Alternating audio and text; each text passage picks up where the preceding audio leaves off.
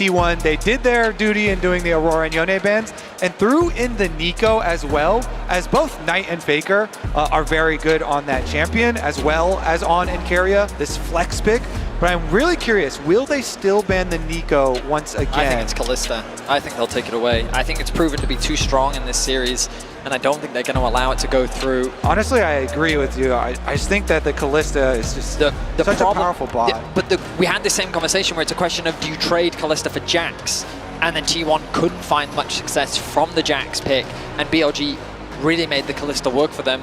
Now they have to make the decision. The Kalista will be banned, but that does mean that in Game 5, Bin is going to get his Jax, and without hesitation, he immediately locks it in. All right, are we going to get the Zeus Gragas, the Zeus Gnar, perhaps? I mean, you have to trust in Zeus.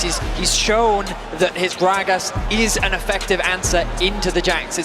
I would call it an old school counter pick, but it's the one that Zeus has been leveraging throughout this World Championship. I don't think they need to lock it in now. They could grab themselves the Vi if they wanted to, perhaps even the Renata for carrier once more. They're hovering it. Oh yeah! Locked in straight away.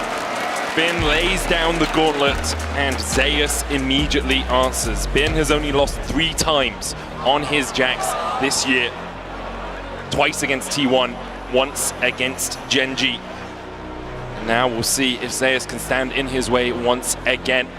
T1 looking towards perhaps a Galio in the mid lane here for Faker. And it's going to be locked in as well, so they have a very tanky front line already. Gragas obviously has a big sustained tank, the Galio as well, which is pretty much unkillable unless you can manage to get ahead of him. I'm honestly surprised to see the Galio locked in this early for T1, rather than securing something like the Xayah Rakan for themselves. They've chosen to go for it, maybe in anticipation of BLG potentially going for the Sylas, and knowing that the Galio can be an effective answer into it. Elk gonna get himself his Kai'Sa. Ooh, we have to think they're gonna build more on top of this dive then for BLG. Yes, some strong side laners plus some dive. It's just comfort. BLG are just saying, how comfortable can we be? Oh my goodness. Jax, we'll give Elk Kai'Sa, we'll give Knight Ahri. That is the epitome of what BLG like. How many legendary player champion combos are we gonna get in a deciding Game 5 of World Finals? Knight on his Ahri, Bin on his Jax. Those very well, if they win, would be their skins. I mean, Knight, he's world famous for his Ahri. This World Championship hasn't had the best win rate for him, but you cannot afford to underestimate it. The Xayah going to be locked in for T1. You imagine that Rakan is going to rise in priority. BLG likely looking to ban that one away. 100% agree with you there. It just works too well with the T1 comp. Let's see, what will the bans towards BLG be here for T1 though, as we try and whittle down? I mean, possible jungle, possible jungle takeaways here for Shun. I mean, if BLG continue down their comfort route, do you just get rid of something like the Rakan as well? Obviously, T1 kind of want the Rakan themselves, so BLG will remove it. In the end, no one's getting Rakan. I'm thinking like the Vi is just such a no-brainer pairing with the Ahri as well. True. But they do leave the Vi up there for Shun to take. The Kindred ban is like, okay, we can see how much comfort you're drafting. We're not going to allow that. Man, but Vi, I would even prefer a Vi over a Kindred if we're running Ahri, plus we have lots of dive on our side too. The Renata, a no-brainer as well. Follow up to the Rakan ban there. Take away those 2 primo picks for Keria. Too good against dive. I'm wondering if they put Ono on something a little more carry-orientated. I was thinking maybe Viego, but I don't love it. I feel like Vi does make the most sense. The Poppy into the Jax. In terms of damage though, but it's so good at shutting down all of these carries that BLG are already showing. It's also a flex pick. You can also put it into the support position so they can wait to see what BLG draft and then decide after that. Because you're 100% right, Kobe. Poppy and its ability to mitigate the dashes on the side of BLG is a very powerful pick for sure. Ooh. What's it gonna be, Shen? Looking towards the Jarvan. Wait here with baited breath. It's locked in. Aggression, aggression, aggression, dive, dive, dive from BLG. It actually makes more sense. I was previously talking about Vi, but the Jarvan ultimate is better versus Xayah than the Vi ultimate is. So much better there. So really, really intelligent move. On, likely deferring to another one of his comforts, the cheeky hover. Showcasing some confidence there. There's the rel. I will say Poppy is really nice into this entire BLG lineup. The question is now, is the Poppy going to support? Will Carrier be piloting it, or will Owner be the ones with his hands on it? It's synonymous with Owner to me. He has such a great record on this champ that my expectations are Carrier is looking through his support pool right now, wondering where they go, but it seems like perhaps T1 want to flex it. I mean, we talked about the damage, and I was a little bit worried putting all that damage responsibility onto Gumayusi. By bringing in the Xin Zhao, it does increase the amount of damage that they have. And we think about mid-jungles, it was kind of the story coming into the series about how Knight and Xun have been working exceptionally well throughout the bracket stage and finding advantages for BLG, and have really been playmakers when it came to the team fight. And Faker and Owner, a core part of the success of what makes T1 so good. Now, here in this game, those mid-jungle synergies are going to be crucial, as I'm expecting standard lanes. It's Zeus' Gragas versus Bin's Jax in the top side. Faker's Galio, a tried and true throughout his legacy, versus Knight, a player that is looking to make his name on World's history with his signature champion. We couldn't have asked for a more exciting draft here in Game 5. 100% I agree. Already just with the draft, I think that this is the most exciting game of the entire series from what we've seen. Both of them have capabilities of fighting those critical, important top-side fights around the grubs early on into the game. Xin Zhao plus Galio, such a good combo. The Jarvan plus the Ahri, also such a good combo. And we get Bin's legendary Jax versus Zeus legendary, I would say, Gragas at this point. He is 23-4 on the Gragas all time. Impressive stats, to say the least. One last time we go to Summoner's Rift. One last time we see the defending champions battle against the first seed from the LPL. One more time we see these titans on the Rift challenge each other. One more time we see the weight of expectation so great on these two teams' shoulders. One more time. And there's so much on the line for both sides. BLG getting some revenge for last year's World Championship as T1 made their way through every single LPL team. T1 looking to raise their 5th trophy. LPL and BLG looking to hoist the Summoners Cup. So much on the line, and a single game will decide it all. A standard line of scrimmage to start off the game. I keep my eyes on pathing up towards the top side. A lane swap possibility seems very real. We were optimistic, we were hopeful for Bin versus Zeus, but it looks like we're going to be denied. Yeah, looks like we are. The ward goes down in defense for T1. Sweeper comes out immediately, though, for BLG as they move in for that lane swap. Now we got to track, are they going to try and soak experience this time around for their level 2s to defend against these dives? Looks like Zeus just immediately going right down, and will head on through that mid lane once again. Owner starting on his wolves right now. Carrier spotting Bin out. Bin was trying to get to the wave to try and soak some of that XP, but couldn't get in range. Zeus has been able to get a little bit of XP out of mid as Knight is just catching that wave that Faker and Zeus will push forward. It's going to be a split map. Bin goes in with a counter-strike here. Tries to get into range for some of those minions dying. He didn't get any XP. Yeah, look at that. It's that melee right there that was one auto away. He does soak a little bit now, though. I mean, every little bit. We're on pins and needles because of soaking experience and lane swaps. It's every little bit that top laners can get. Note that Zeus grabbed XP in the mid wave and is now making a way towards top. On his path towards bot, preparing for the potential dive, knowing that the split map has come through. Zeus going to take a bit of damage, a lot of damage from Elk, but he's going to tick over to level 2, and he should be fine now on the top side. And they should be able to defend this dive. On was able to soak his level 2 before heading down.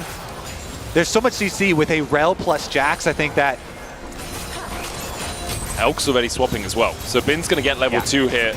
Going to farm this experience underneath the tower on there as well. Knight gets the charm onto Faker, has to flash the Justice Punch. Faker punching in the opposite direction to get that little bit of an extension on that E. And it might seem weird that he would do that, but it's because he knows that Oner is on the bottom side of the map, and he hasn't showcased on the bot lane dive, meaning that he's in the jungle, and the possibility of him showing up mid is very real. Knight showcasing that respect, doesn't want to give over first blood. He's getting pushed underneath this tower, but his farm is doing just fine as Faker on the Galio continues his pressure in mid. Meanwhile, once they do teleport Bin back to that top side, he should be able to soak up his level 3 as Zeus already pushed the wave. Zeus is going to get the first move, but Faker under attack. Has no flash, Justice Punch gets hit, there's the charm as well, and Faker might fall first in the finals of the finals. Knight gets the kill, BLG find first blood. The Jarvan Ahri strikes first blood here into, wait a second. Elk has flash, has cleanse. Keria looking for that flank position, onto it to use the shadowing striking. Knight goes down and Elk flashes. You can see Keria trying to bait the early flash. They're on, just able to escape to the relative safety of the other side of that wall. Another game, another BLG first blood. Finding it onto Faker, crucial, especially given that Knight did have to expend his flash earlier, but a good response from T1 as they lay in wait in the bot brush, ready to try and trap Elk. They couldn't convert it into a kill, but they do get his summoner spell. And look at this bot wave. It is very awkward, slowly pushing towards the bot lane of T1. They're going to require Jun to shadow in the lane to help them get that push out. Exactly, he has to come all the way down here because Keria and Guma are doing such a good job just holding it. Meanwhile, topside, easy trading up there. The Jax into Gragas matchup is so much denial there for the Gragas. The phase rush for Zeus, easily able to hold them off. But here comes Shun, as you mentioned, came to shadow, make sure that they can move up to the wave. Then going in, looking for the damage onto Zeus there. Relatively even top lane after obviously the first few levels were spent on opposite sides of the map. Very tiny gold lead for BLG. Faker again with a good Justice Punch to dodge away from the charm in mid. Shun hovering around. Yeah, it really cost Faker last time. Giving up that first blood, no flash on Faker. Pretty good movement so far from Shun, doing so much for his lanes, you know? Going towards Knight to make sure they can get their first blood, going towards bottom lane, make sure their wave is in a good state. So you have to do on the Jarvan, right? It is a very gank-orientated jungler. It does cost him in CS though, so this is something you're gonna have to keep track of. Just remember that Shun did a lot for his lanes. Now he's gonna try and catch back up though and see if he can full clear the rest of his jungle. And, you know, you can sit there and go, oh, it's a shame that T1 didn't get that kill in the bot lane 2v2, but they still benefited massively. You look at the AD carry difference, and because of the farm that was denied from Elk and the wave that Gumayushi was able to catch, he finds himself with about a 200 gold lead, and now he paths back up towards top. T1 have done this consistently, ready for the grub spawn.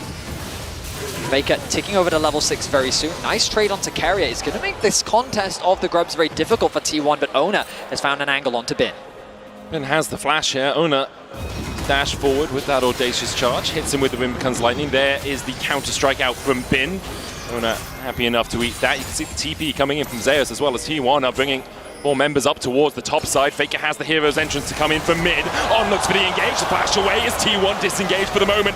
Oner jumping back in. There's the hero's entrance. Keria gets the slam into the wall. It's on. Almost falls. He gets punched by Faker. And now Bin and Shun have to escape, but Zeus does not want to let them get away. The explosive cast knocks them back. In the end, T1 will win the fight. In a series that has been so focused on grubs, in the game number 5, all 10 players show up, and it is T1 who get Oner's Poppy Slam into the wall on. They get the kill, they get the grubs, and they immediately get turret plate money.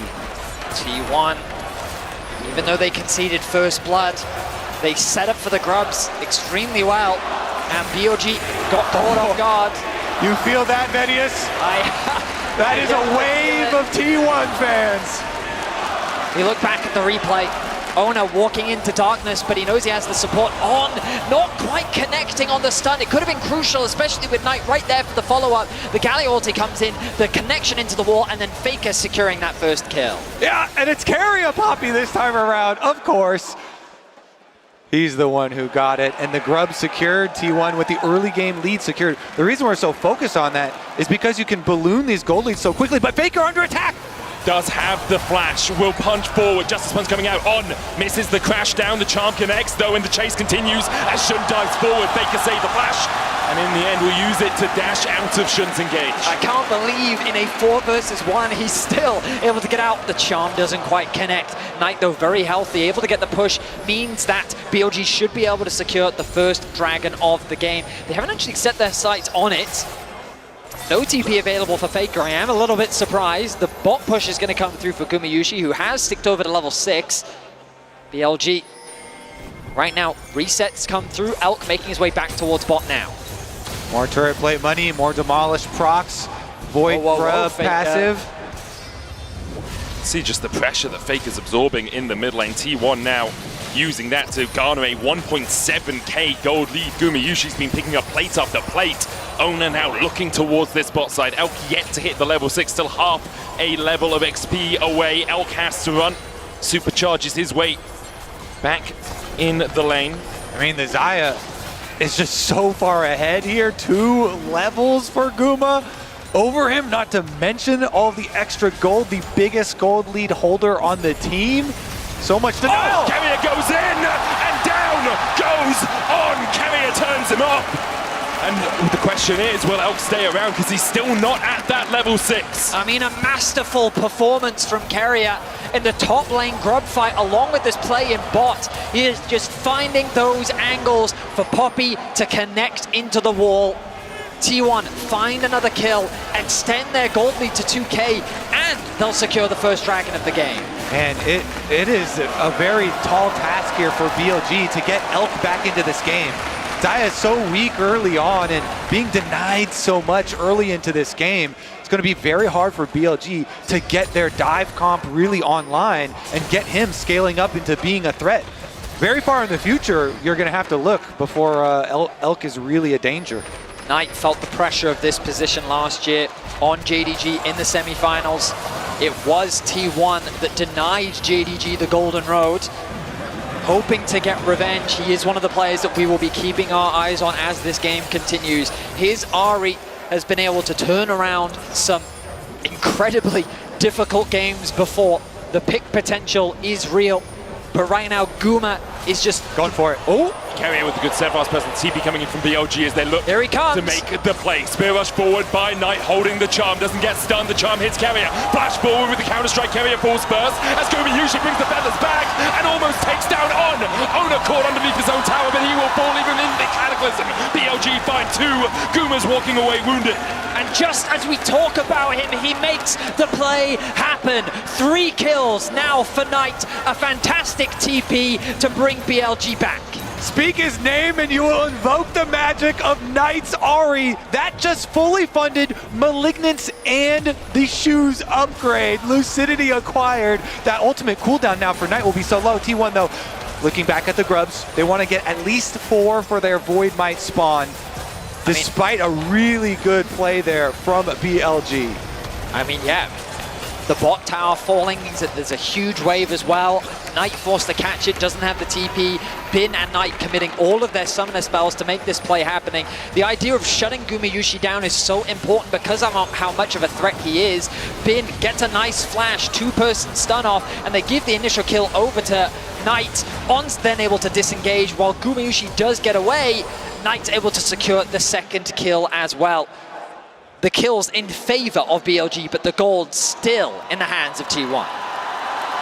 So much pressure on the shoulders of these BLG players, and now even more so onto that of Knight, a player that is so well renowned in the LPL here, really looking to take that last step and acquire his first world championship. He is the richest player in the game on Ahri, such a playmaker. Can he do it? That's the question that everyone asks themselves in moments like this as well. For BLG, it would be the first time they have won a world championship. For T1, it would be their 5th. Faker so often leads the charge. Now it's Knight who has to take the charge into his own hands. Carrier looking to the sun into the wall, the TP coming in behind as T1 begin to draw out their battle plans. Faker looking for that flank, BLG disengage. T1 can't quite find the fight that they were looking for right now. Faker doesn't quite realize he's sitting on a ward, but chooses not to overcommit to the play. TP's in ready for the action to kick off, but nothing too chaotic just yet. A minute and 15 until the next Rift Herald spawns. The bot lane has been completely abandoned. As T1 looking to now provide support for Zeus. See if he can push that wave underneath the tower. Keeping my eyes on the minimap. On has gone to reset, so it's BLG that'll be forced to concede for the time being. As T1 have numbers on the map, but On is quickly making his way towards top. Elk catching that wave in mid is crucial for him as he tries to close that gold gap between the two AD carries. Galio ult is available here. Remember, for Faker, you have to be careful as BLG. T1 have that safety net. Wave clear from Knight, though, coming through with the Malignance completed and level 9. The Q is going to be doing enough damage to help clear out those waves, but Gumayusi not slowing down, going to catch another wave as the resets now come through from T1. Dragon spawning in 55, and the Herald in 25. And again, the reason we're focusing so much on Knight, him getting all of this gold, is because Elk has been put so far behind in this game. It's going to be a while before there is another really big carry threat on the BLG side, and so Knight is their big threat of getting kills. Bin, of course, on the side lane is going to look to farm up and scale up some more money on the Jax, but that as well might take a while. And typically, Zyra is a difficult AD carry to kill. Thanks to the feathers, thanks to the ultimate, but with a Poppy and a Gragas and a Xinjiao and a Galio, it's going to be even harder, and it becomes that question, as you highlighted in Draft, Kobe, can the Jarvan actually lock the Zyra down? The flash is about to come off cooldown for Gumayusi. Both neutral objectives are alive. It's T1 that set their sights on the Herald, and they're going to be the ones to start this objective off. Now they will begin it. They have the vision control around there as well. You can see Knight pushing in the bottom side, does have the TP. He's also the only gold lead on his team right now. A few more seconds until Knight's TP is available. It looks like that they are just going to concede it as the bot side of the map becomes BLG's priority. Tier 1 going to be happy to secure the Herald and the top Tier 1 as well. No one could really gain purchase on the mid wave as it's just cleared out by Elk and Zeus. But Tier 1 do have a tempo advantage here, and they're looking to keep the pressure on top side. Top side objectives have been turned so quickly into tower gold during this series. They're looking to do it again. Knight's still working his way through that bot side Tier 1, will now take it, then TPs to try and save the Tier 2 in the top side. Rift Herald was not put down by T1. They just disengage as soon as they see that teleport used, that investment from BLG. They'll happily take it. Zeus is catching the wave in the bottom lane, so T1 not losing any gold on the map either. Yeah, BLG feeling like they need to invest Knight's teleport to deny that big influx of gold from one of those side lane secondary turrets to try and stop that snowball that has been so prevalent. Allows them to push right back out here for Bin, as well as Elk taking care of the wave in mid too. Some critical income for them. One of the things we were very excited about coming into this game was Bin versus Zeus, but Tier 1 have actually put Gumayusi versus Zeus for the vast majority of this game. And remember that given that Elk has been so far behind, he's been either playing into the Galio or he's been playing into the Gragas. And Zeus has quietly built up a very healthy lead for himself. Just a few moments ago, he was about 1k gold ahead. Now that he's back out onto the map, he's spent that gold. And Bin yet to actually complete his first item. Let's see if this back will secure it for him. And there it is. So now the Trinity Force finished for Bin. He's going to feel a lot more confident as we get closer to these mid-game fights. Still about 1,000 gold lead for T1. A Drake apiece, Hex Tech to T1, Infernal to BLG. The Grub's advantage as well with that Rift Herald in pocket means that T1 do have the pressure advantage on the map. They want to push in like this. They'll take a Tier 2 in the top side. With 3 towers to 1 in their favor. Yeah, I think BLG here, just keep Elk in mid lane here where it's nice and safe with your outer tower still up. Farm up with the Static Shiv on the Kaisa. Keep on farming till he can at least get his second item here. And then they can try and look to actually contest. Little cheeky steal away attempt here on the blue. Should be good. You can feel the tension. 3-2 in kills. 2k the gold lead for Tier 1 after securing that top Tier 2. The fact that Elk still finds himself very far behind is definitely a point of concern, but in terms of XP, he's been able to accelerate, actually get ahead of Guma, because Tier 1 have been playing so much around their AD carry to put pressure on the map. Base is going to be interrupted there by Carrier, but BLG quite happy to play this game slowly for now. They're not in any real risk. The Baron is still 2.5 minutes away. What's crucial is that they get items on Elk and that he can have impact in these later fights. It's put pretty drastically behind in the early game. So the gold it fluctuates between about 1.5 to 2K between the two teams, which BLG will be happy enough with considering how the early game went. Faker lying in wait here to see if Knight oversteps. Knight just wants to push out the wave and then get himself back to base. Bin pulling the wave across a little bit here, but with the Counter-Strike he will just start to push this one towards T1 again with 2 minutes on the Baron and 2 minutes on the Cloud Drake. Expectation is everything will calm down over these next 2 minutes until we start to see that vision play begin to be established for the neutral objectives. Yeah, BLG doing their best to clear out the deep vision that was left behind by T1. Whenever you're retaking the opposite side of the map, you have to be so careful clearing out those wards. So they are good at getting off these very quick flank plays. Herald used for that prio mid. Charge won't be enough to take the whole tower, just a nice little chunk there, soften it up. Bin does have a tower in that top lane that he can start to pressure towards. You can see Zeus working his way up towards that, but I think Bin with enough time should be able to just chunk that tower down. It will be BLG's second of the game. Zeus there to respond. Shen pathing towards top as well. The pressure perhaps towards them, but it's this game of this ebb and flow where Faker pushes out bot, he then goes into the fog of war, Knight has to answer, so BLG realize, well, we can't force a play because Faker's always going to be able to respond first. Knight answers the bottom side, then TP's back in, so now BLG have the impetus to put a bit of pressure back down onto the map. I mean, Faker recognized the TP came out of mid, immediately pings back towards bot, wants to push out another wave, says someone has to come and catch this. It's Bin that's going to be forced to go back to base to head towards bot because he's the one that has his TP available. They're going to send Knight now over to the top side of the map, but the problem is you've now got your TP-less mid laner on the top side with Dragon spawning in 30 seconds. Yeah. So with the push that they've been able to get on bot, Faker gets a quick base off and he's already back out onto the map. T1 are going to have set up for this Dragon, and I feel like BLG is just going to force to concede it. Yeah, BLG, they need to open up the map more so they can start to make use of some split pushing and some Kai'Sa ultimate follow-ups. And so they do have everybody hovering on top side. They were thinking about trying to finish off that outer tower.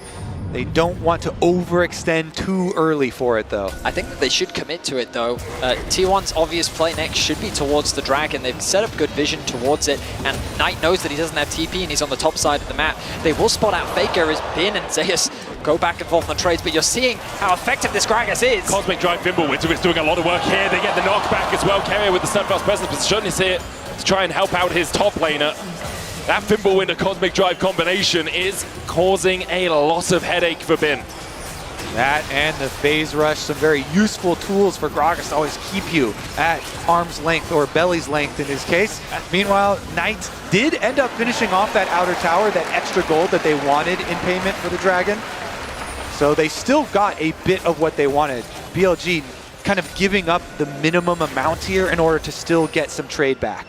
Ultimately, yeah, I think it's the best trade for them rather than try and force the fight around the Dragon at this point in the game, especially when you know that Elk still hasn't even completed his second item. Meanwhile, Gumayusi, Infinity Edge. Such a powerful item spike for the Zion. Elk just finishes his Ginsus, as you say that statement, Betty. There is 2 items on the Kai'Sa, but she scales up so well as the game goes on. When they get towards the time when that W is just artillery more than anything else. And there's so many things that he has to consider when he's going in for it. You know, he's playing against, like you said, the Poppy plus Galio plus Xin Zhao and even Gragas. So BLG definitely going to be looking to control some vision first so that actually they can be the ones to try and set up some picks. Now, in Game 4, you said with confidence that you don't expect the game to end in 27 minutes.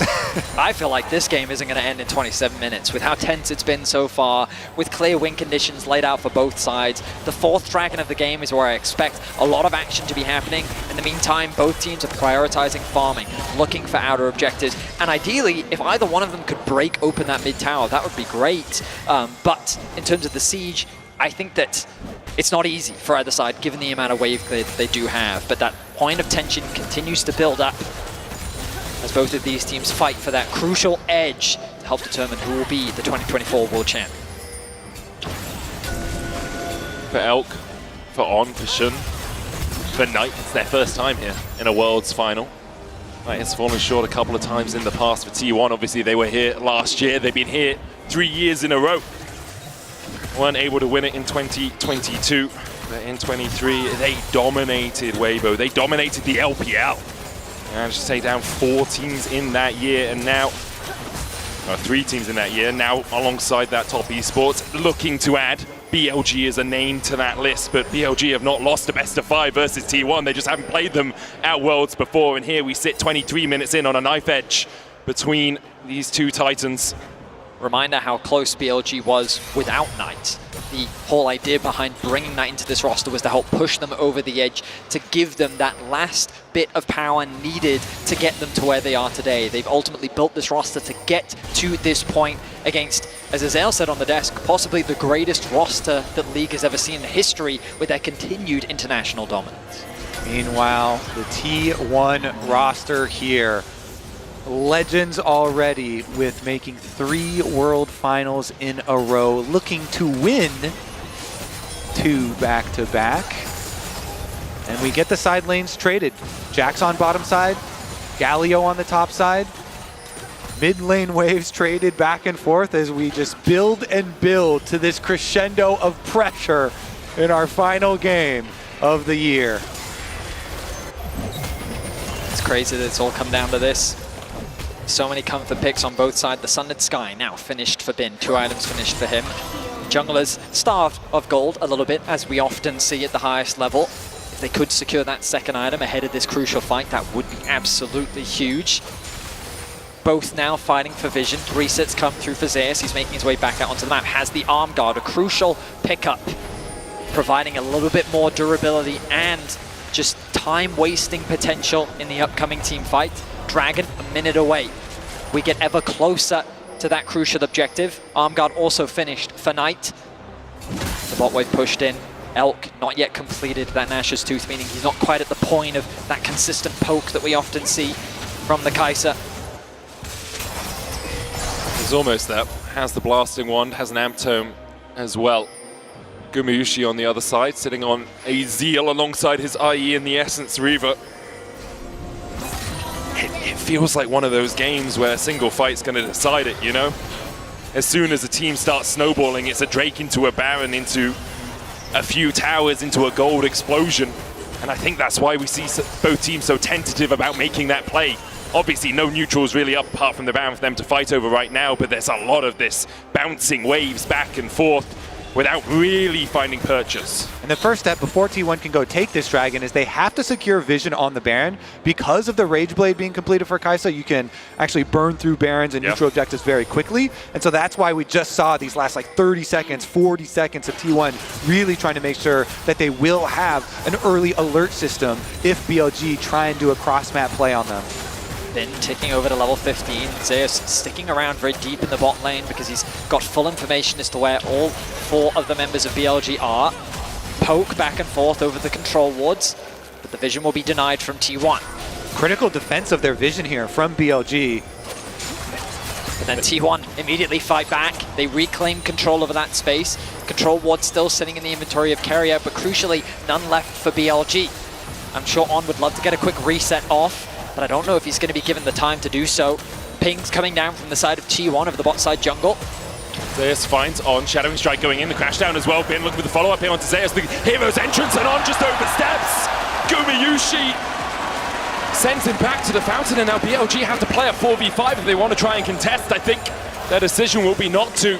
They'll just back away, clear out their own jungle, but On went in on Zeus, and T1 immediately collapsed. Again, T1, they're so confident, and we're like, they've got the Galio ult to back them up. Zeus is very tanky. They were not worried for a second during that pick.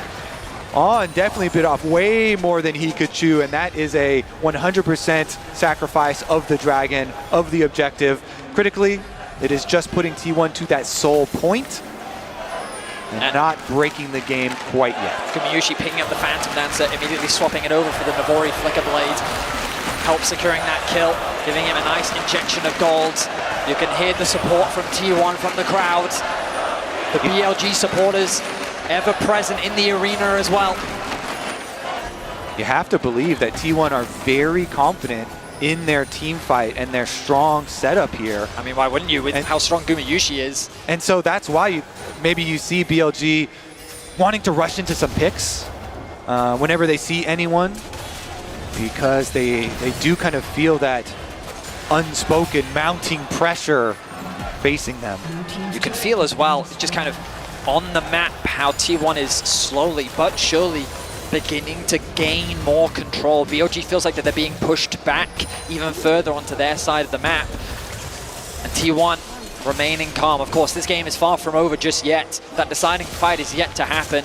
All summoner spells are available for everyone on the Rift, TPs included. The next dragon still a ways away after T1 secured that mid-tier 1 from BLG. The Baron becomes a very scary point of contention for both sides. How exciting is it that our entire year of professional League of Legends is going to be condensed down to presumably a big fight now to break open the entire series and determine the world champion. It's just absurd, and for the players down there as well, that weight on your shoulders. I'm nervous, and I'm not even playing. It's just monumental. It's not just you, it's not just your team, it's your fans, it's your family, it's your region that have supported you through thick and thin. And Oner, very close here. Pressure on you, Shadowing Strike going wide. Shun tries to dash across the wall, but immediately he's locked up, goes in with the Cataclysm. Gumayushi pops a Feather Storm. Oner looking to re-engage onto On. Shun down to half HP. Bin gets onto the back line. Gumayushi cleanses away, but Bin has already put him in the dirt. Kevy is next up. BLG find 2. T1 able to back away for the moment, but the TP behind by Bin as he looks for a little bit more. Oh, they go back in! Faker flashes in, and down goes Knight! Once again, when you need someone, when you need anyone to stand up and show just what this game's all about, it's Faker! He finds another T1 5-5, and alongside it, the Baron in their eyes! The hero's entrance was true to its name as Faker in T1's dire moments descends from the sky, and T1 turned the fight in their favor. The crown may be heavy, but it belongs to Faker, and they're gonna pick up the Baron. What a turnaround! BLG had started out so well. They killed Gumayushi. They had them on the run, but the turn from T1 was better. The flank that comes in from Bin to follow up the engage from Jun, and crucially you're gonna see a charm come through from Knight that forces Gumayushi's flash. You think that the combination between Knight and Bin is enough? Taking out Gumayushi should have been the key. So look, the ultimate comes in from Shun onto Gumayushi. He's gonna ulti because he has no choice, he has to in this situation, and then the charm from Knight there forces the flash from Gumayushi.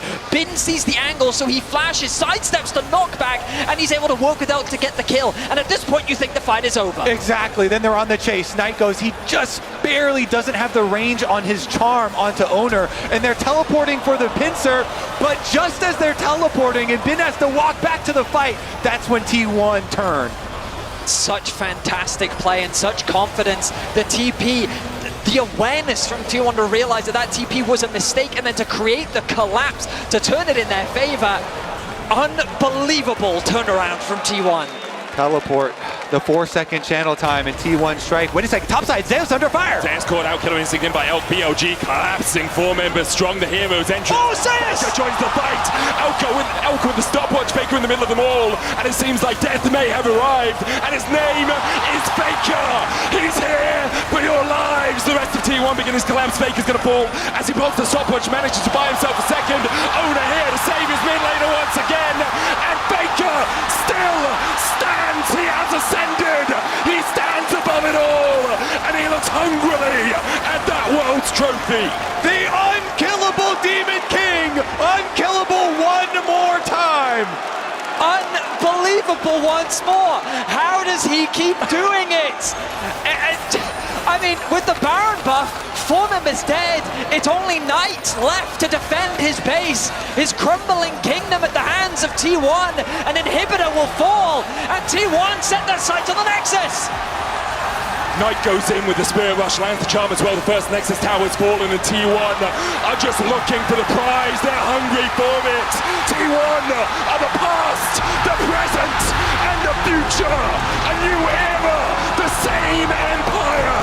T1 are your 2024 World Champions.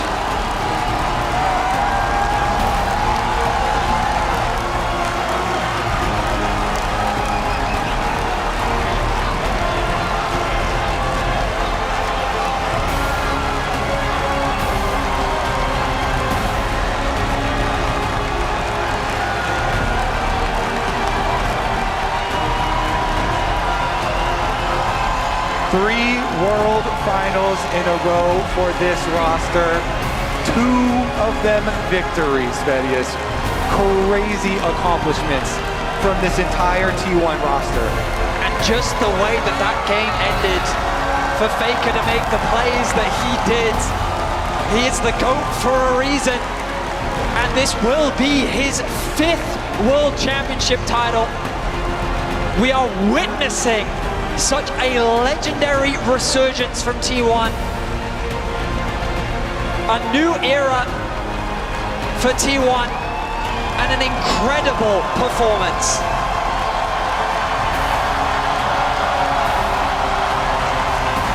Please keep that roster together again. That right there is a new T1 dynasty. Heartbreaking for BLG to be so close. In the end, Faker said it best, you've got to prove it. That's what you, like, when you face T1, when you face the best in the world, the defending champs, you've got to prove it. And today it was T1 that proved it. A trophy ceremony presented by Mercedes-Benz. They will hoist the Summoners Cup. I can't think of 5 players that deserve it more. From 4th seed in the LCK, 1 game away from not even qualifying to the World Championship, to making it all the way to the final, a full 5-game banger. They will lift the Summoners Cup once more. Oh, those steps must feel so sweet. A 5-game banger, as you say, Betty. T1 take to the main stage, and they deserve every accolade that is bandied towards them. It's back-to-back. London, Europe, the world, give it up. It's T1, your 2024 world champions once more.